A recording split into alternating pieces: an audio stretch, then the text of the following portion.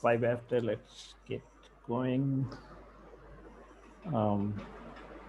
Everybody wants to start sharing or report what progress they made. I think Steve, you broke the barrier. Yeah, I've had like a few submissions this week, so I can show you quickly what I've got. Yeah, go ahead. That'd be great.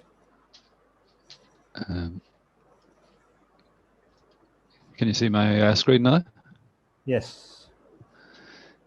Yeah, so I finally got like my Jovian all back and working, so it's actually sort of pushing through the results into Jovian now, and I can actually see the notebooks out of that. Yeah, so the ones at the top here, these were like the really simple classifier I did quite a while ago, whereas now the bottom ones here, these are actually using like the BERT model. So the first BERT model I did was this one. That was the one that Joseph showed in the Stanford course a few weeks back. It was like the Tensorflow version. And since that, yeah, so I swapped over to Hugging Face, which is like these bottom three results here. So the first of these, yeah, like the notebook had taken the person doing it, like they were sort of handcrafting their embeddings. So they were forming the embedding for question 1 and then sticking the sequence in, and then question 2 1. Yeah, so I switched over to using actual Hugging Faces tokenizer, which does the whole thing automatically for you. You just give it to the 2 questions and it forms the tokenized embedding string. So like with that, it gave me like a slight improvement. And then the other thing I noticed was that the model, it wasn't taking the, like there's a mask to show which question the tokens come from. So it wasn't using that at all. So in this last one here, I added that in, which is giving me like better results. And now at the minute I've got a notebook running, which is doing like the trick of swapping the questions over to double the training size. So it's running at the minute. What's the last one, the mask thing? Steve, could you expand on that a bit? Yeah, so so when you use the Hugging Face tokenizer, it returns you, it tokenizes your questions. So it takes the 2 questions and tokenizes them, but it actually, like, so it returns you 3 different things. So it returns you like the tokenized questions, which is the input IDs, and it returns you like the attention mask, but then it also returns you like this third mask, which shows you which part of the encoding belongs to question 1 and which part belongs to question 2. Oh, because it combines the 2 and gives you a single sequence back? When it tokenizes? Yeah, so let's see, I think I had it. Yeah, I remember seeing that now. I think it's more that it's a single sequence, so you then need to indicate which part comes from which question, which token comes from which question. Exactly, yeah. So here, this was from the TensorFlow one. So on the left-hand side, yeah, like that was like indicating this mask here shows that on the left it's question 1, and then the yellow bit here was question 2. So yeah, like the notebook I'd originally copied from, it didn't bother using that one, and so like when I added that in, it gave me a slight improvements onto the scores. One other question, Steve. How long is of tokens are you using for each question? 60, 100? Is there a limit, or is it the entire thing, whatever it is? No, there's a limit, or is it? It's in here somewhere. I think it's using like a limit of 140 in total for the 2. Sorry, 128. Yeah, so like that's the 2 questions joined together have a limit of 128. So like it is a bit longer than what I'd used when I did the TensorFlow one, but yeah, like some of the questions is still sort of truncating some of the questions. So yeah, because you had said, I remember that some questions, for whatever reason, went up to 300 plus tokens or something, right? yeah, when I first analyzed it, like most of the questions are pretty small, and most of them were sort of fitting within 50 tokens. But like then there was a few like outliers which had a massive number of tokens or whatever. So the first time I ran the BERT model, yeah, like I was like truncating each question at 50. So I was ending up with like a max length of 100 in that case. 100. Whereas yeah, like in this one here, it's Also, 128. So question: do you know whether the um, proportion can vary depending on the question size? Meaning, if one is like 80 and the other is 40, it'll still work, right? It's not that is it that each has to be divided equally? No, no, right? here it's like you've got like a maximum length of 128. I'm not actually sure. Yeah, as I say, so here like this is the Hugging Face auto tokenizer, and as you can see, like it takes the two questions in, and then it has its max length. So like it Right. will truncate at 128. I'm not actually sure though. Yeah, so say question 1 was really massive and question 2 was pretty small, which ended up taking the whole length above 128. I don't know, would it end up truncating off question 2's tokens, or is it smarter and sort of takes them off question 1? So possibly it does. They have truncation strategy argument, and it might be set to truncate either first or second first, or do it like longest first. I don't remember exactly what are the options, but there are, I believe, 3 options. So oh, right. Yeah, so I've just got it set to whatever the default is, so it's just set to truncate. So I'm not sure which option it's using, but whatever the default is. So I would need to take a look at that. Interesting. Cool. But yeah, so as I say, like at the minute, I've got the double the training set running, but this as well, yeah. So it's only like fine tuning the Hugging Face BERT model, and it's only actually running for 2 epochs. But in this case here, like each epoch took like an hour to train, and now I've doubled the size of the training set. It's 2 hours to train each epoch, so wow. So it's like 4 hours to just train two epochs at the minute. But yeah, so after this, I was going to try what I talked about last week, the sort of the cut down version of BERT, whatever that was called, the distilled BERT or whatever. But yeah. I was just trying to run this one just as a benchmark or whatever. So, but like at least it's pushed the scores up a bit. Yeah, so quite a bit. I have a question about like speed of training of TensorFlow, BERT, and you use PyTorch model, right? Here. I'm using PyTorch now. Yeah. So is there like substantial difference? I haven't really noticed any differences. The TensorFlow might have been a bit faster, but I couldn't swear on it. I would have to like go and check that again. I am getting better results using the PyTorch Hugging Face one than I did with the TensorFlow one, but I'm not sure. Is that just because I'm like now using the Hugging Face? What I did as well when I was running the TensorFlow on, it was maybe quicker because like there I ended up like I was like training for 5 epochs, and looking back at it, I might have actually been training it, like overtraining it too much. So, but I couldn't say for definite, but yeah, I don't know. I would need to look. And Steve, what GPU you are training on? Well, as we said like the other week, this is like on Colab Pro, so it's giving me a Tesla P100 or something. Okay. Yep.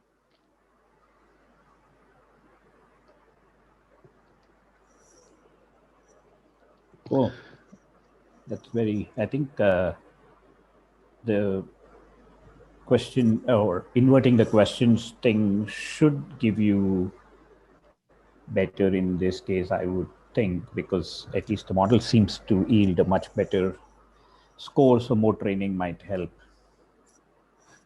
Yeah, that's what I thought. Like previously, like when I tried it, I think it was on the TensorFlow one where I was like, this model seems to be better. And so, yeah, I'm hoping it'll give me like, certainly like the scores it's giving on the validation set after training are slightly better than with just the the normal training set. That's cool. Anybody else wants to share any submissions? If not, let me talk to kind of like what I had done was continue to use the USE, the Universal Sentence Embedding that I think Dinesh started and then Steve expanded on. And I did a bunch of ablation type of just sequencing of things, much like Steve shared with his Jovian stuff, but without Jovian. So I'd share that to take you through where I got to at least breaking the 0.30 barrier. So let me share that.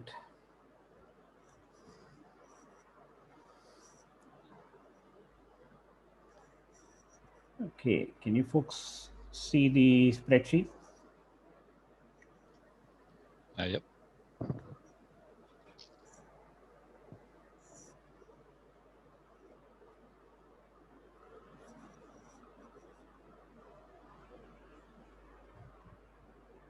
Can you see it? Yes. Okay. So just starting off, I think the base model that I'm still continuing to use, I think I'm running out of steam this week, and so I'll have to switch. But so far I was doing it all with the universal sentence encoding model. And the basic model that I had was a very simple neural network that Steve had originally used. And I was just using the U and the V. Think of those as outputs of each of the questions provided with no further modifications as inputs to the USE.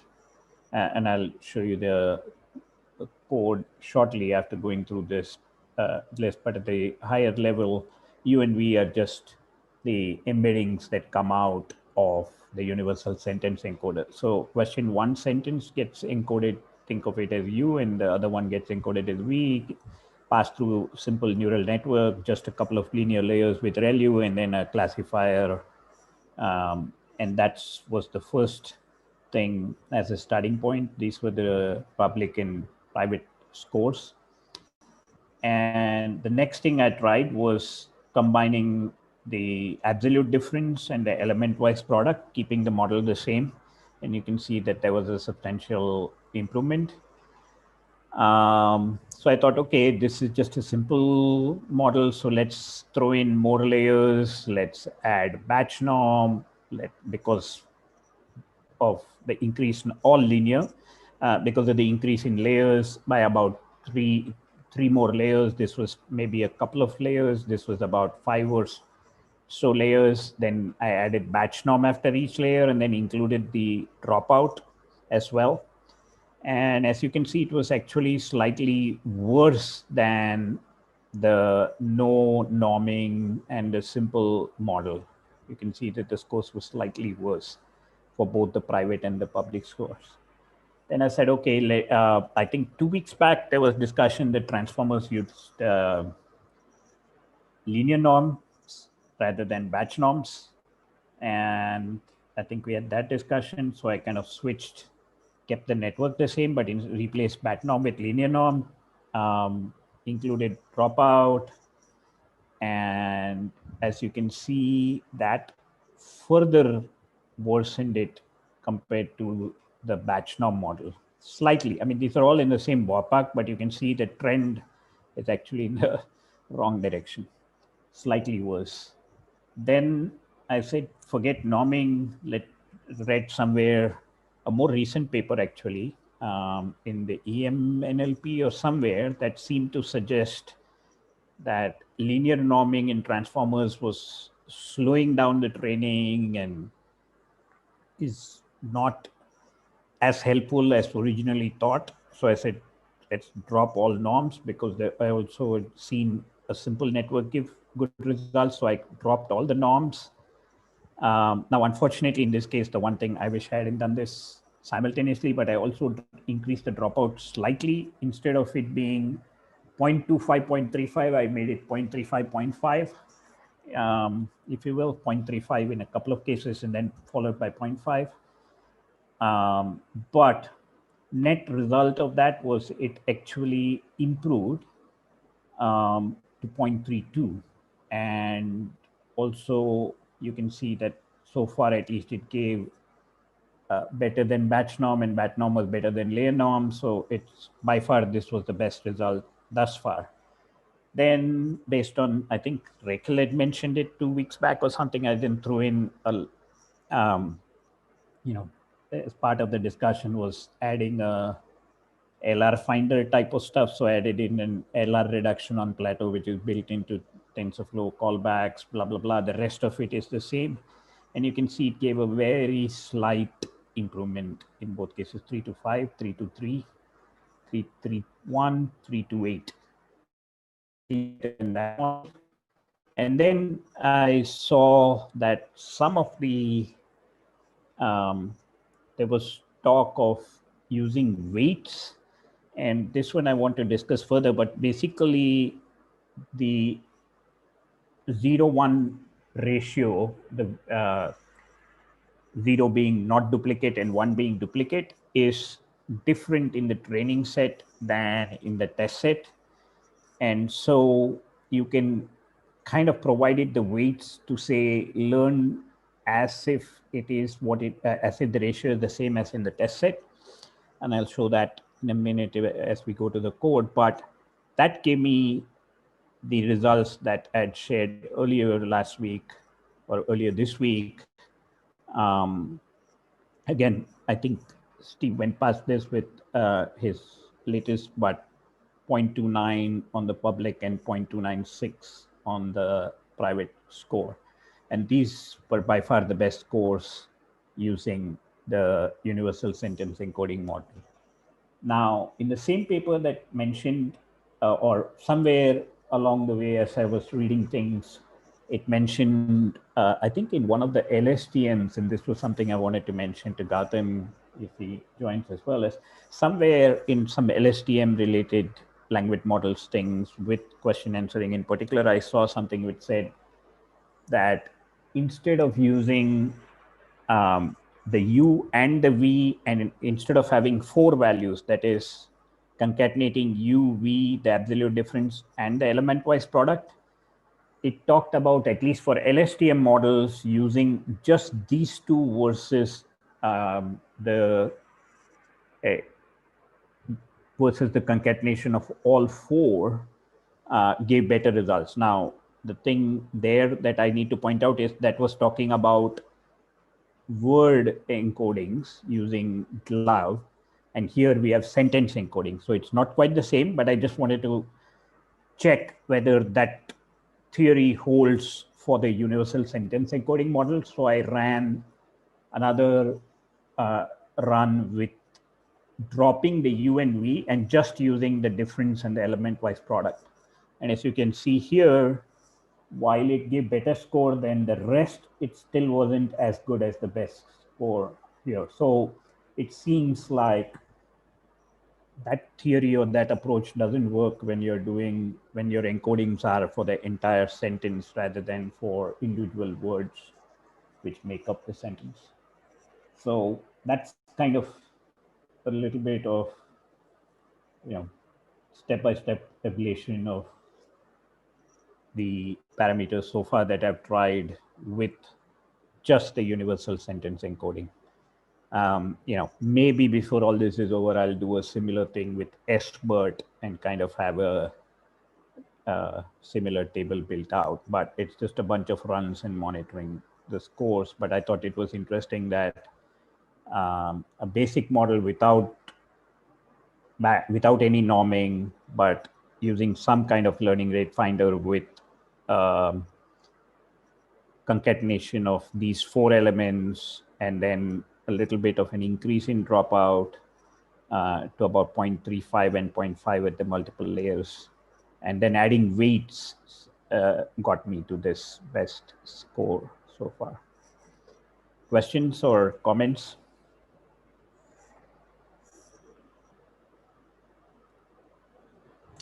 Weights here, you mean weighted loss function, right? Yes, yes. So I'll stop sharing this and then I'll show you folks the notebook. Let's see. I think it's that.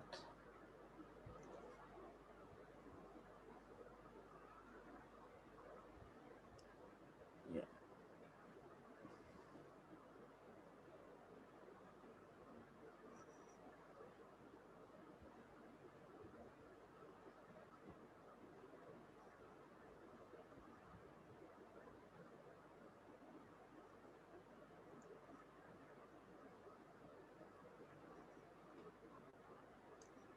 Sorry,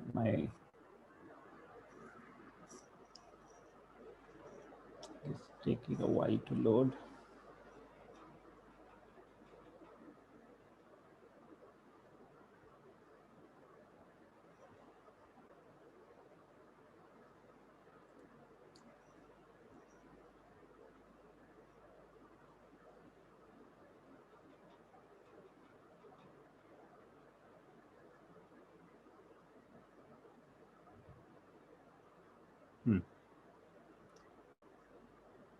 A second, let me try.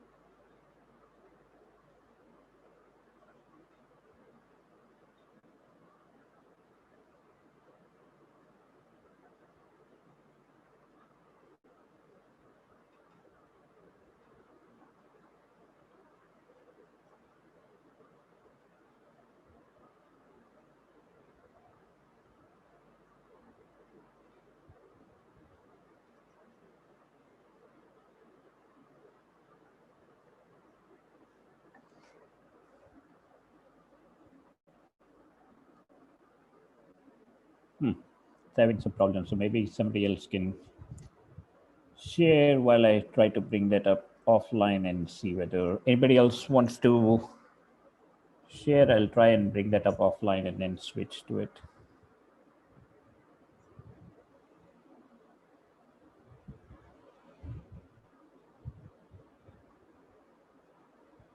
Okay, seems to have.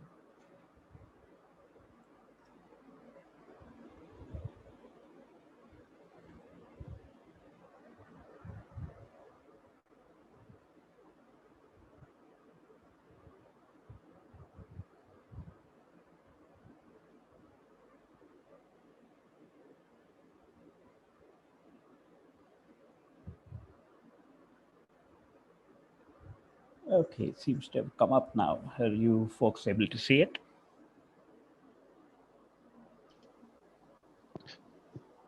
Yeah, I can see your screen now. Okay. So this one is kind of the notebook. I use the relevant parts.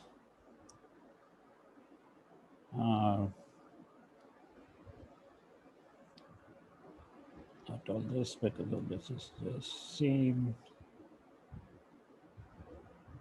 as what Steve had. As you can see, it's just training question 1, question 2, and each of them is just a single embedding. So I get the size of the embeddings to be 512 for each of the 2 questions. And then this one, this is how I create the subtraction and the multiplication, and then create those 4 values and concatenate them and take them through, and as you can see, drop the normalizations have been removed, and then I just increase the dropout to 0.35. Earlier I had 0.25, and then take it through another and drop out of 0.45, and then provide the output. It's literally 2 layers besides the input layer. And then for the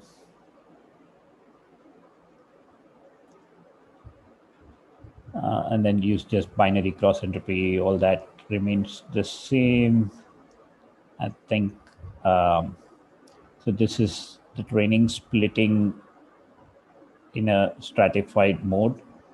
And then obviously this is the weights stuff that I discussed. So and here's the explanation. Basically, in the training set, there are about 36.92% or of the training sets, the duplicates are 1, which means they are duplicates, and the rest are non-duplicates. But the ratio is 17.46% in the test set. So you kind of calculate the weights for the 0 class and the 1 class accordingly. And then you make that the weight validation while you're providing it in the and then you also create a dictionary on class weights of 0 and 1 as we had calculated earlier, and you provide that to your fit. So you can see that weight val is what you provide to the validation data, and then you provide class weights to be the class weights that are here as for the 0 and the 1 class, and then you fit that model. But the question I had, or the thought I had after I did this, was something that I thought was interesting, or at least would like comments. To a certain extent, this seems to me to be somewhat of data leakage issue, if you will, if you did this, because of the fact that you're using test data's distribution of zeros and ones on your training. Anybody have comments or thoughts about that?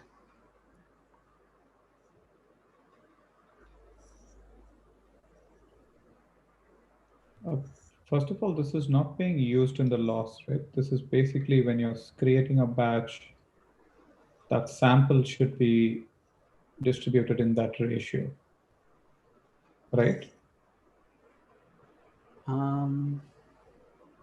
Yeah. So you're not actually doing like a weighted binary cross entropy loss. All you're saying is that if there are 100 samples and if my ratio was 20 positives and 80 positives, you're saying create 8 batch with 20% positives and 80% negatives. Yeah, because you're not providing it to the, to the where is the. That's what I think is that.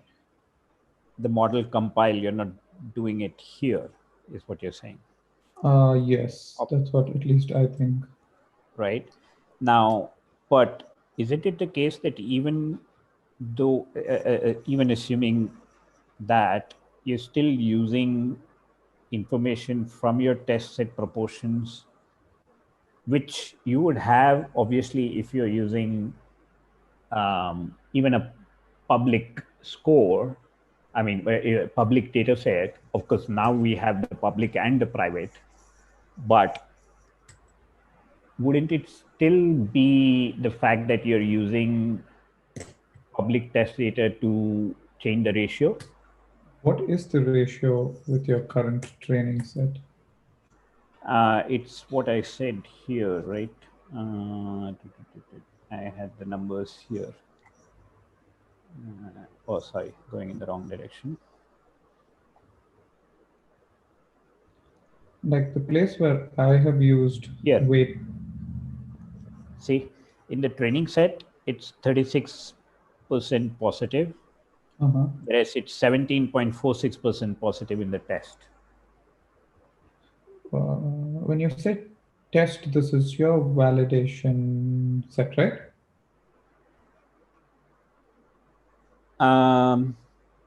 What is this test? I'm kind of not sure. Yes, validation. No, actually, I think this number is arrived at by probing the test set. Oh, I see. Because the validation is done as a stratified of the train. You see this? Okay. Right. So that the validation set you would be using in Y valid would continue to have this 36.92. Right, because of the stratification. Right. Right. But that's part of why I thought that you had to also, at least as done by the people, that you also calculated this guy, the weight valve, right, and adjusted it by providing that when you do the model fit. I'll show you in a minute. I'll see if I can get this thing to move down. Yeah, just a little more. You see this weight valve? That's also given to the validation data, which to me, and I didn't have the time or haven't looked at it, I made a note of it to go check that this weight valve changes the stratified validation proportion, I would imagine. Otherwise, why give the weight valve to the validation data, which is already been stratified according to the training set's 0-1 distribution?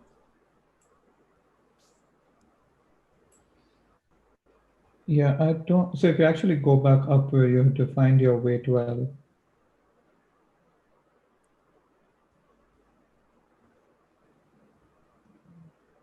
right there.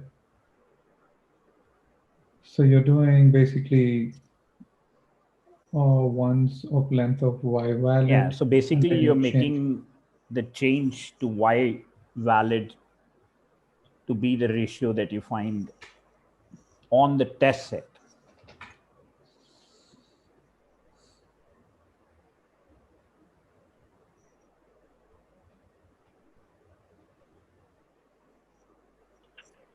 So I don't think it's cheating if you're doing it on Kaggle, because everybody is doing it, because that improves the score. Yeah. No, I was asking. Yeah, I agree. I mean, it's not because they do this probing of the data set, and I've seen it not just in this, but in many other competitions. Yes. So I agree with you, Yuri. I was just asking in general, this won't work, right? So it might be the case that you have, for some reason, in your training data, you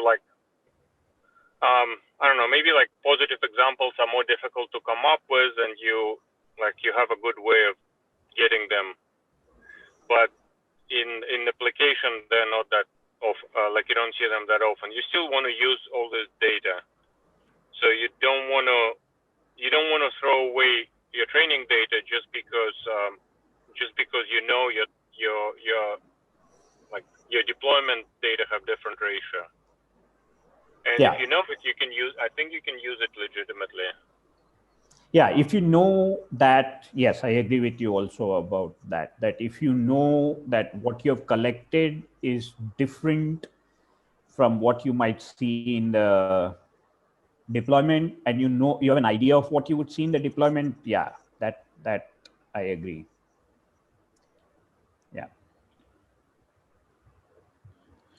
So like what you've done right now, especially with that weight valve stuff, is pretty much used like if you have an imbalanced data set, right? Mm-hmm.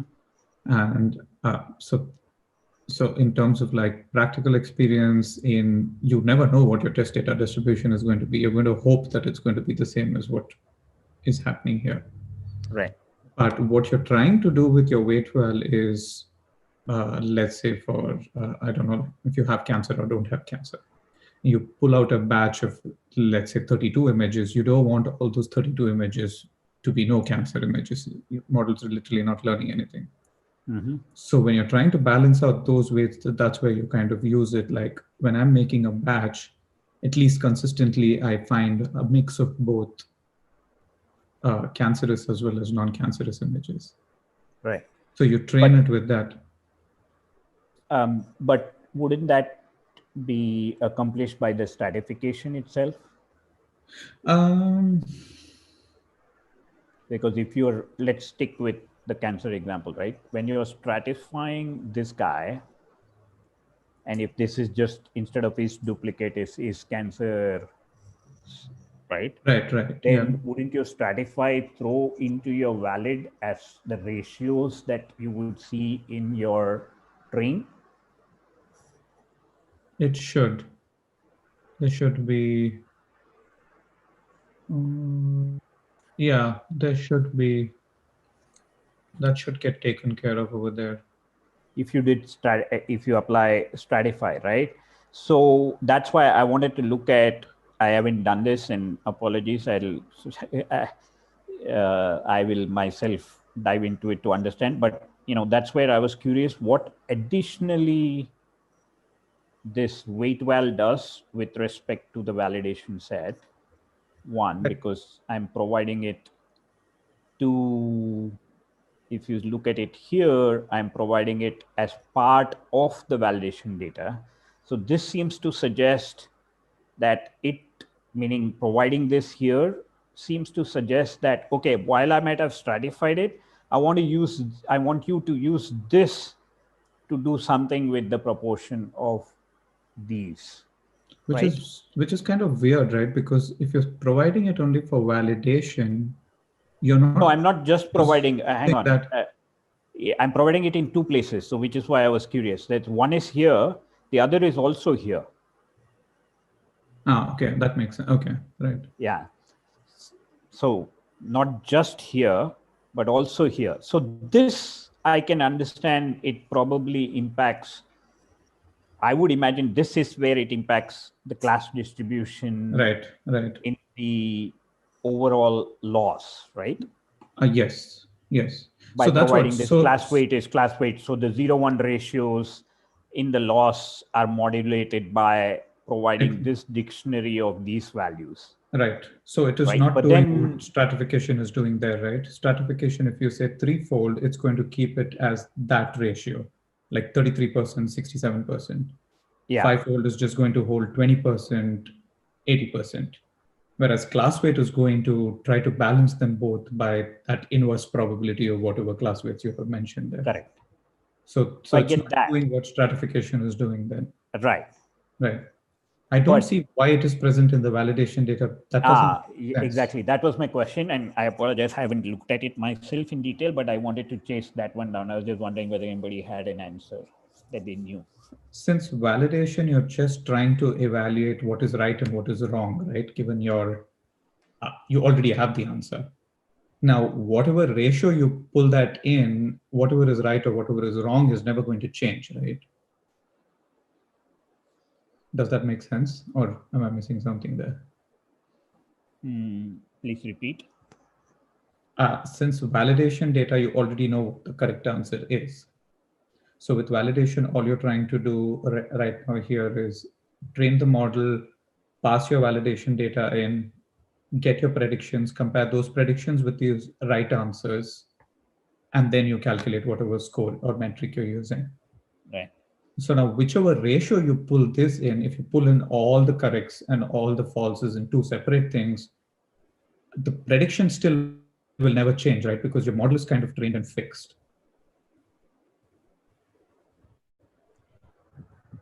Right? Yeah, that's Yeah, that's right. I just checked the documentation how Keras works, and these weights are treated as sample weights, which I believe means that when doing validation, it reweights your final score by this sample weight, but it doesn't affect like actual prediction which your model makes. So that's for class weight, right? That you're talking about, Arto? No, I'm talking about this weight wall, which weight in validation data. So the class weight affects training, and it determines how much of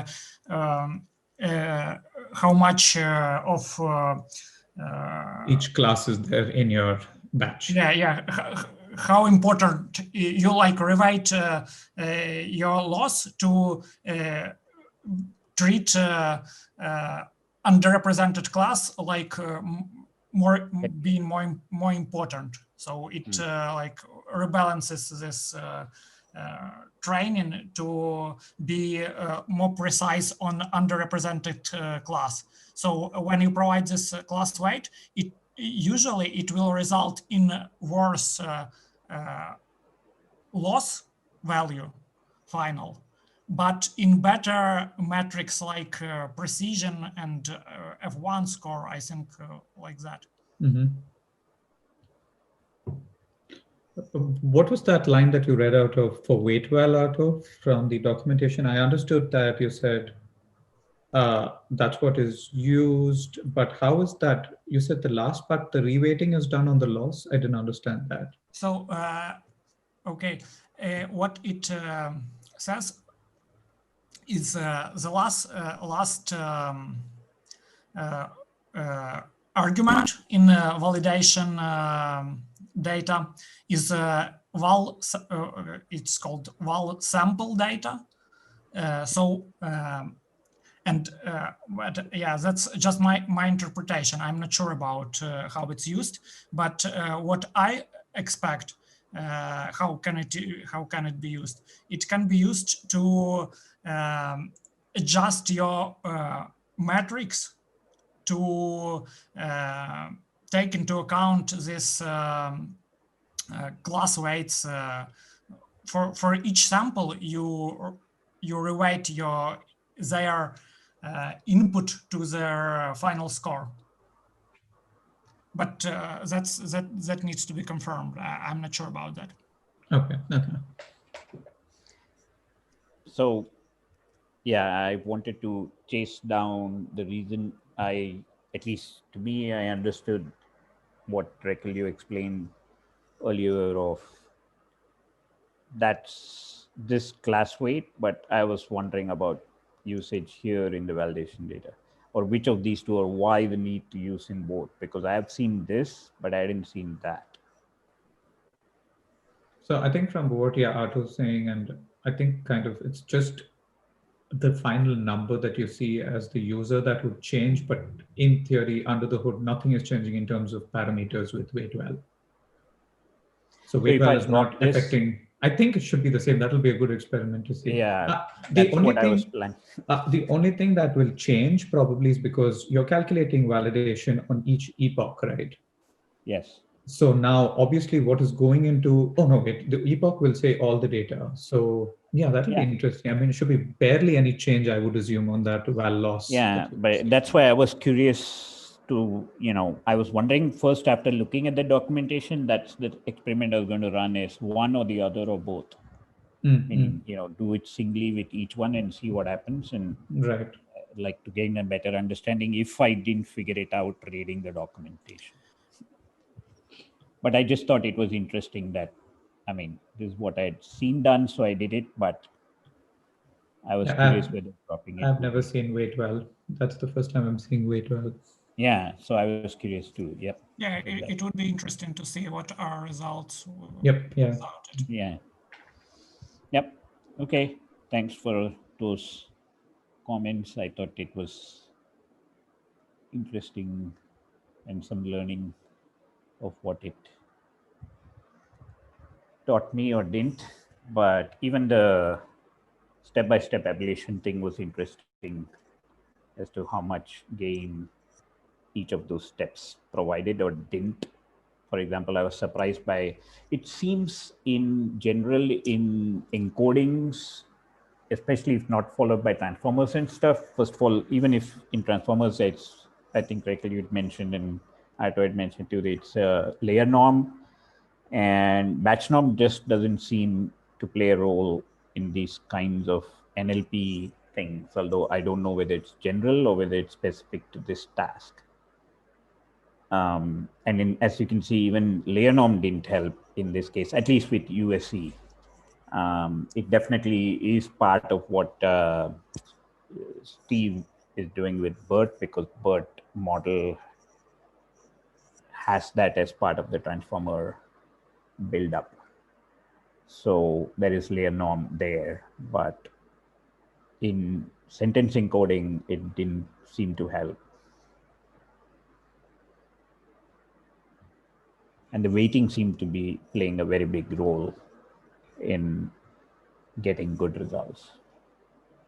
And obviously the combination of UV, the kind of the concatenation part, but seem to be hitting diminishing results. So it looks like I'll have to switch to using glove or other techniques to get below the 0.2928 level. Because again, so keep repeating, the the current best, or to outright beat everything 3 years old, you have to get to 0.11, and we're talking about 0.28 and 27 now.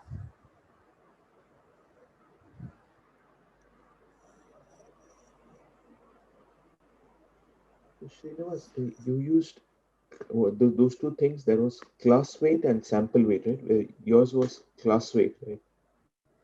Class weight and validation weights. Validation weights. I see. Yeah. Which, and interestingly, validation had already been stratified. Because I'm looking at the TensorFlow documentation. I see class weight and sample weight, but I don't see validation weight. Well, I mean, it's just whatever it is sample weight, the last value you provide to the validation data. No, sample weight and class weight are kind of similar. It's basically for your making that weighted data loader. Class weight is just saying that if one class is more than the other, then kind of pre-balance it. Sample weight is not at a class level, but at a sample level. So it kind of makes sense. Let us say if you were doing something like Rossmann, right? And you have a time series. So for some reason, let's say you want to exponentially weight the curve of how you're picking samples. So you want to weigh the more recent data heavier than 3-year-old data. So that's kind of where I've understood like sample weight being used. It's like at a sample level. Each sample is kind of given a weight. Where at the class weight level, it's more of a class, like cancerous, not 0 cancerous, or 1 balance or whatever. It. Yeah, right. So whereas this is at the data point, so do you use an instance, right, weigh that instance more than another instance? Exactly, how much you weigh that, yeah. So I don't know. I don't even know what this parameter is called. The thing that's applied to the validation. Yeah, set. this val weight stuff. Yeah, but obviously it's accepting it and running, right. so it's doing something. Right, yeah. Not sure what it's called. Yeah, but that one is worth chasing down. I kind of thought about it after I did all the, that's one of the advantages of building the table and stuff, is it also makes you think a little bit more about what is going on. So. And which version of TensorFlow are you using? Good question. Whatever the latest thing would be, I would imagine. Where are you passing that in, Srinivas? Like, I'm very curious, which function is that going into again? The fit. Fit function, okay. Where it requires validation data and then class weight as a separate entry. Right? No, I'm talking of the weight val. Yeah, weight val is passed to the, let me show you, let me share again. Actually, I should just pull that. Can you see it? Not yet. Ah, yes, I can. Yeah, cool. Okay, thanks.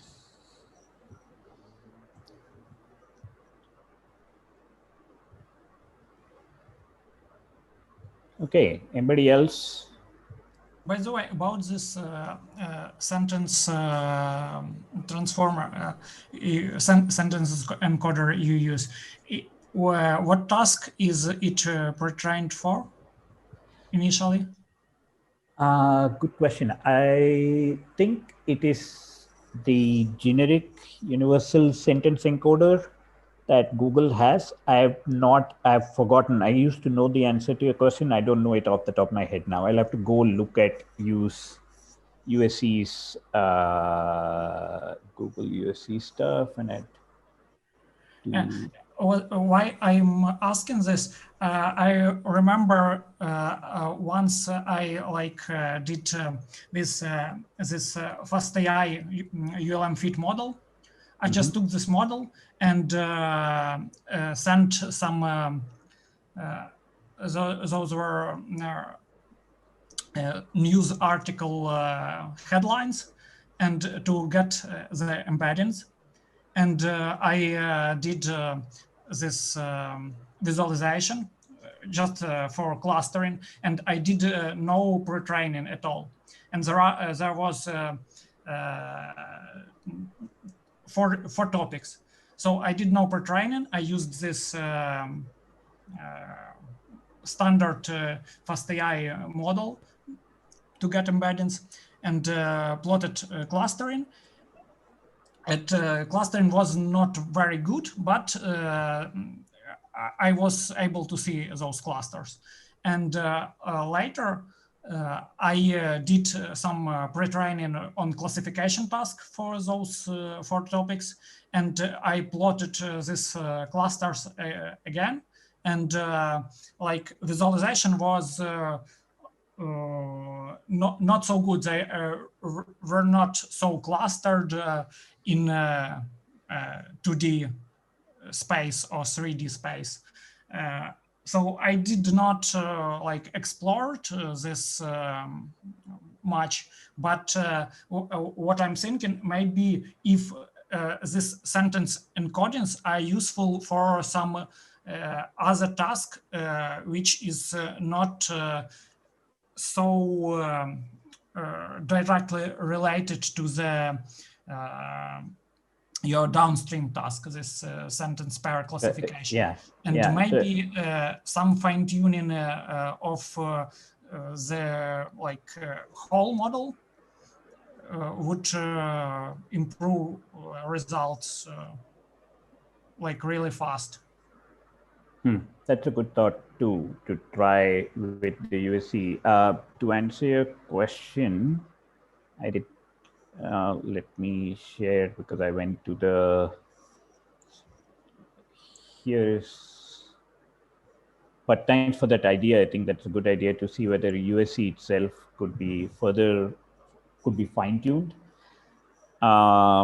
Here is the short answer to your question of, can you see the screen? Yep. So the model is trained, blah, blah, blah. And you say variety of data sources, variety of tasks. Of course, that's very general and broad, but I'm sure this link will give you the details with the aim of dynamically accommodating. And then they do semantic similarity, which is leading towards, but not quite the same as what we are trying with question duplicates. Because semantic similarity is somewhat along the same lines. It's one of the tasks which would help, which ought to help, because semantic similarity means similarity in meaning, but it doesn't still mean it's exactly the same task as you point out. So it may be that if we can somehow fine-tune the USC model itself and then apply this, that might be a way to go. I'll look at whether there is easy way to fine-tune the models.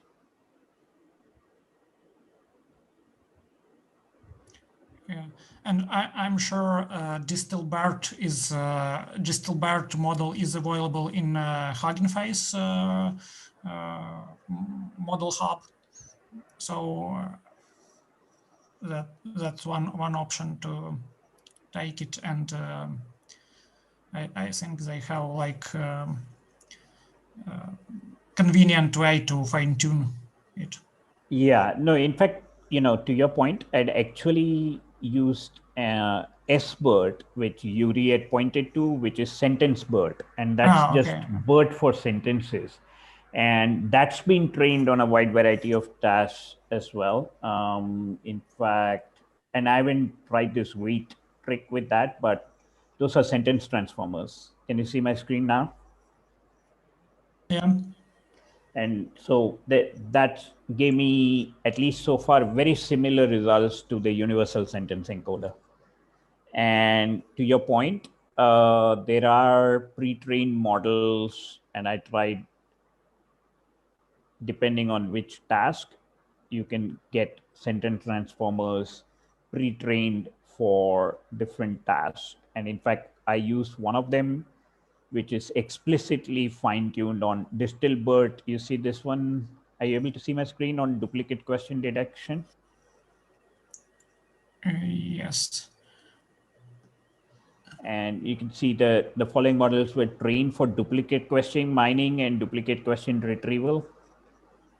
Of course, again, not exactly the same, because duplicate question mining and retrieval means that given a question, it looks for a question which is similar and extracts it from the list that you provide, which is different from the task that we have right now, which is identify whether two questions are duplicates of each other.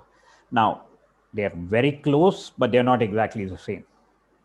And I use this Distilbert base NLI STSB Cora ranking, which has been fine-tuned on the Cora duplicate questions. And even there, I got very similar results to what I'm showing you now.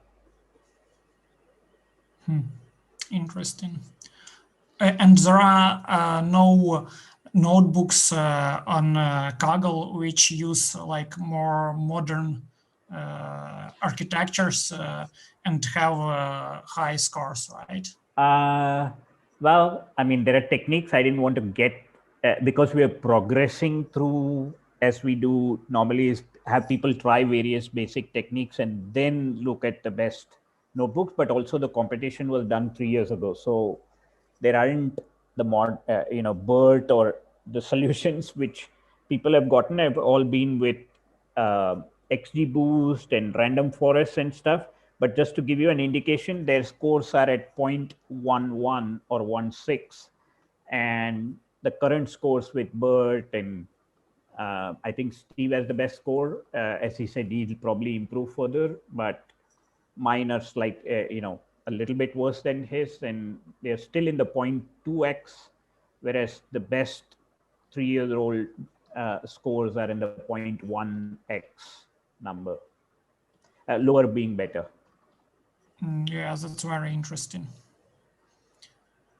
So this particular task seems to be a very challenging one because it doesn't exactly map directly to any of the other existing fine-tuned, already available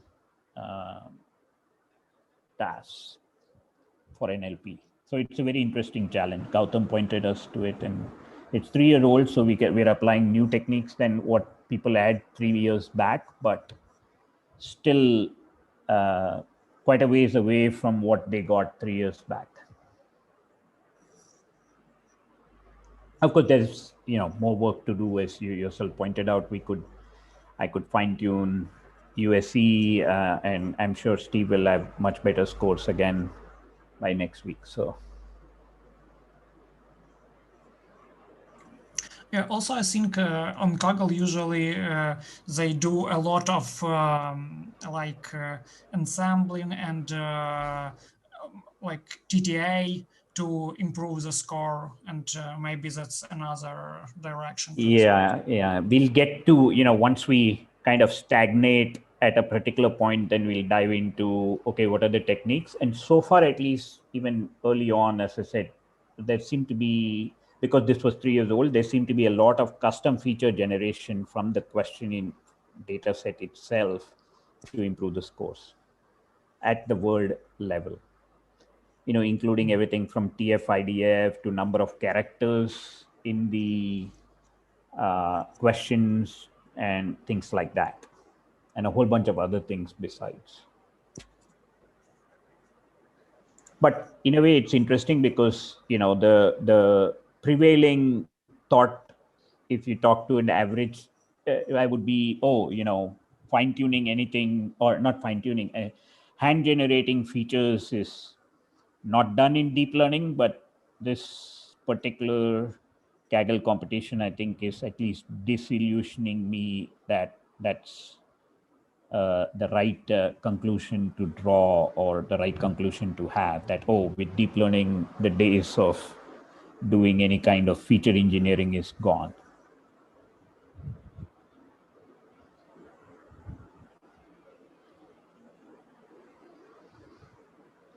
Did anyone, this is very interesting. So did anyone do like, you know, like if you think about a sentence, like there will be few keywords in it, right?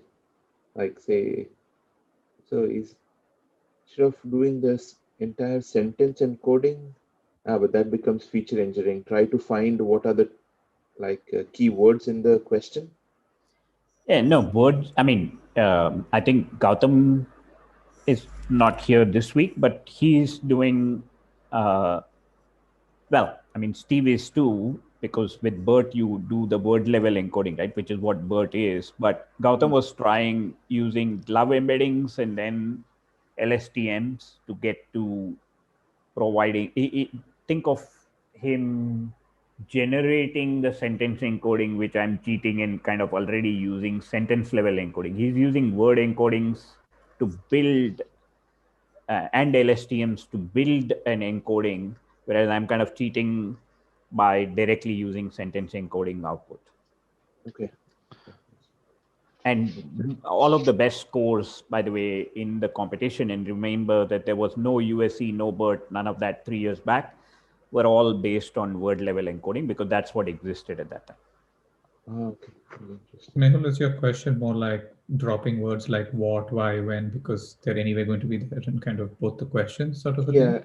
Yeah, that too. Yeah, like dropping. Yeah, there's a whole bunch of word level feature engineering, Mehul, that you're talking about, that the best guys in the best results in the competition have done, but we haven't gotten there yet, because I wanted, or in general, thinking, at least beginning for me, was, hey, with all this BERT and other things, can we just use these and dump the stuff and get the results, and it ought to be better than what most people have gotten 3 years back? And the answer is no.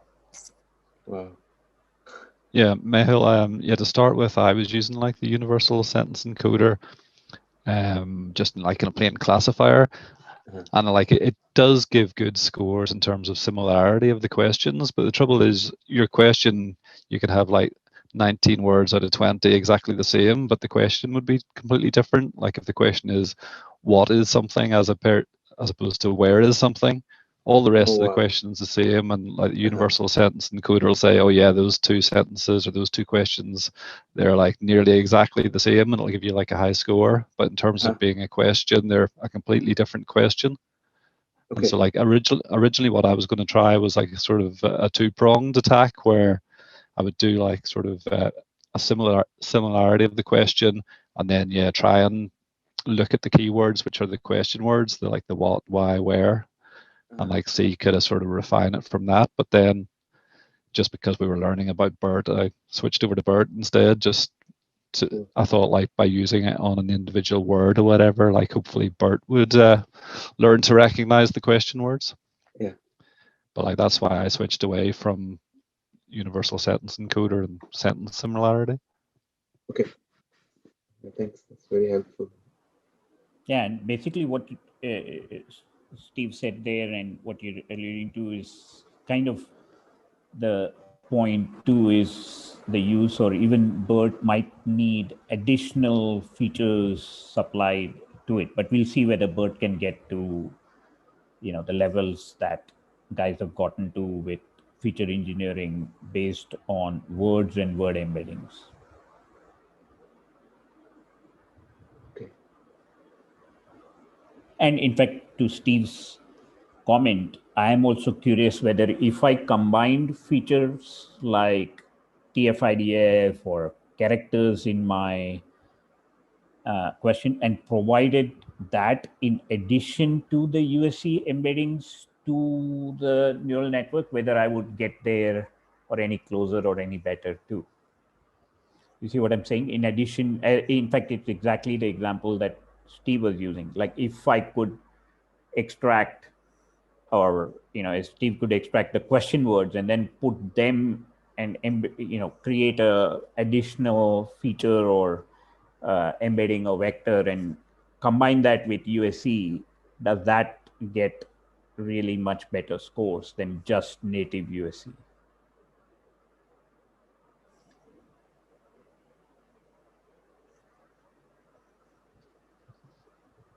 I see. Okay. Steve, you were saying something? Oh, I was just going to say what you said there. Yeah, like basically that's what I thought of trying was, yeah, use the question similarity as the first stage, and then sort of rule out ones that the questions are different. Yeah, like it actually sort of progressed down that road and sort of had a list of 20 question words or whatever that I was like going to sort of see which words didn't mean the same thing, but yeah, then I switched away from that. So, but it's maybe worth looking into. Yeah. Because I was curious as to, what's the, it's an open question. Obviously, we don't know the perfect answer, but I was curious as to how far and how aggressively, and Arto alluded to this, can we push SBERT or USC, which are sentence encoding models, meaning, to what extent can they get? I personally also believe what Steve did is the right answer, which is I don't think the USCs and the SBERTs will get to where individual word encodings will get you to, partly because of the nature of the task. That's my opinion. I could be wrong, but because of that, I wanted to see though before I gave up and switched. And I'm about, in my opinion, hitting the limits without major surgery of what USC or BERT can give. So I'm about to also give up on that and switch to word-oriented word embeddings, combinations, and stuff. But that's interesting of how far can you push the sentence encodings that are now available in combination with other features to get close to word embedding levels of results. Thinking about like English grammar, like I don't remember my class. my teacher would tell us like writing in active voice and passive voice. I don't know if so. Like active voice. What was that? Is active voice like Mehul kicked the ball? Yes, and the ball was kicked by Mehul is passive. Okay. So you can do. So it'll be interesting. So you could just put like test questions in active, and there should be some service that converts all the questions to passive or active. Okay, never mind. Yeah. Any other? That's basically paraphrasing, and I think we talked about it before. But in a lot of tasks, actually, paraphrasing doesn't help you. But I don't think anybody tried it here. Yep. Yeah, like yeah, I thought that paraphrasing, yeah, like is a very similar thing to like the question similarity thing. So I was thinking of trying to, like, there is like data sets which do the paraphrasing as well. So just as in like the Stanford lecture today or whatever, I was like thinking perhaps you could have like trained the network first on a paraphrasing thing and then trained it also on the question. just to sort of increase the training size? Yeah, in fact, I have the bookmark, but I didn't want to go there yet until after we are done. But it seems like that's why I said that this particular task seems to be a combination of multiple things. One of them is paraphrasing, another is semantic similarity, and then there's a third component to it too, I forget now. So that's what makes this unique, that it doesn't, the detection of duplication questions isn't a direct map to any one of the existing NLP benchmark tasks. It kind of overlaps several of them. Semantic similarity, paraphrasing, because semantic similarity is meaning oriented, paraphrasing, and there's one more other I forget now, but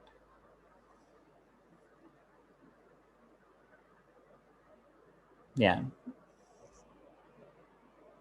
So a couple of other approaches that haven't been tried, encourage people to try it, is the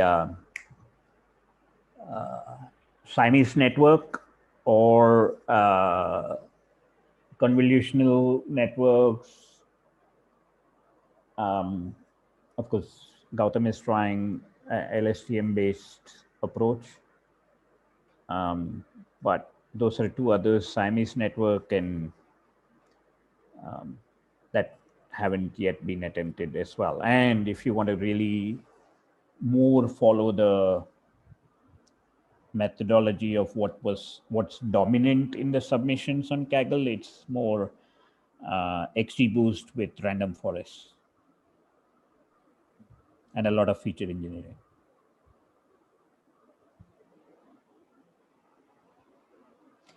Okay, if nothing else, anybody else want to comment or give any suggestions of what to try next?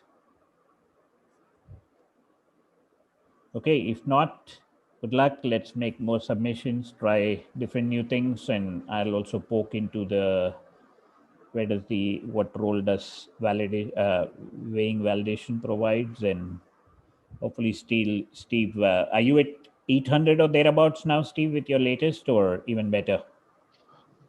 I haven't checked what position I'm at, but I've got, was it 0.27 on the private score at the minute? It's my best mate. Yeah, that should be. Yeah, it probably is about 800, something like that. So still room for improvement. Yeah. So hopefully he can get into the, I think, if I recall, 3845. So the top 10% is about at close to 400, 385 or something is the top 10%. So hopefully some of us will get there before we start looking at, hey, what are the best methods and stuff like that. So let's give it a few more good whacks before we go do that. Okay.